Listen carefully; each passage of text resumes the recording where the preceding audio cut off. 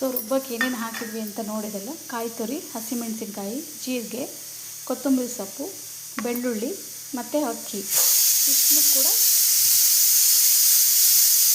ರುಬ್ಕೋಬೇಕು. ಈಗ ಇದನ್ನು ನುಣ್ಣಗೆ ರುಬ್ಕೋತೀವಿ. ಇದಕ್ಕೆ ಸ್ವಲ್ಪ ಅದೇ ಕಟ್ಟನ್ನೇ ಹಾಕ್ಕೊಂಡು ಸ್ವಲ್ಪ ಪೇಸ್ಟ್ ಮಾಡ್ಕೋಬೇಕು. ಒಂದ್ಸರಿ ತರಿಯಾಗಿ ಮಾಡ್ಕೊಳ್ಳಿ. ಅದಾದ ನಂತರ ಸ್ವಲ್ಪ ನೀರು ಹಾಕ್ಕೊಂಡು ರುಬ್ಬಿದರೆ ಆಯಿತು. ಸ್ವಲ್ಪ ನುಣ್ಣಗೆ ಪೇಸ್ಟ್ ಮಾಡ್ಕೋಬೇಕು.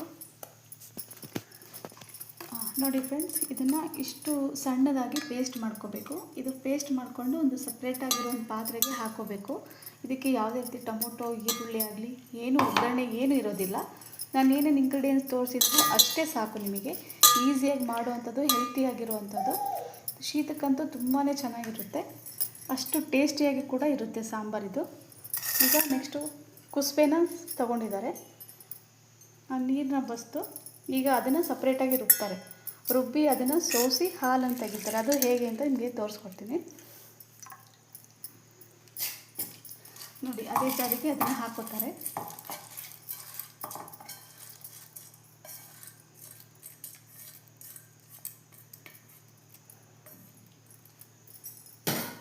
ಅದನ್ನು ಕೂಡ ಈಗ ನುಣ್ಣಗೆ ರುಬ್ಕೊಡ್ತಾರೆ.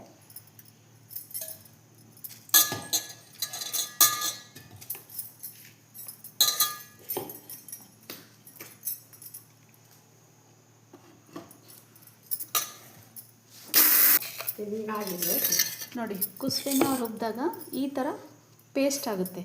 ಸೊ ಇಷ್ಟು ಸಣ್ಣದಾಗಿ ನೀವು ಪೇಸ್ಟ್ ಮಾಡ್ಕೋಬೇಕು. ಅದನ್ನು ನೆಕ್ಸ್ಟು ಒಂದು ಜಾಲಿಲಿ ಅದನ್ನು ಹಾಲನ್ನ ಸೋಸಿ ತೆಗಿಬೇಕು. ಒಂದೇ ನಿಮಿಷ.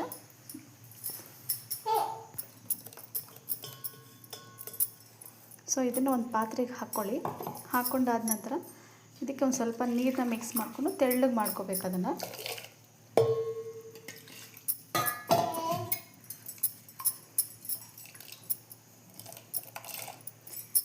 ಈ ಥರ ಪೂರ್ತಿಯಾಗಿ ತೆಗೆದಿದ ಮೇಲೆ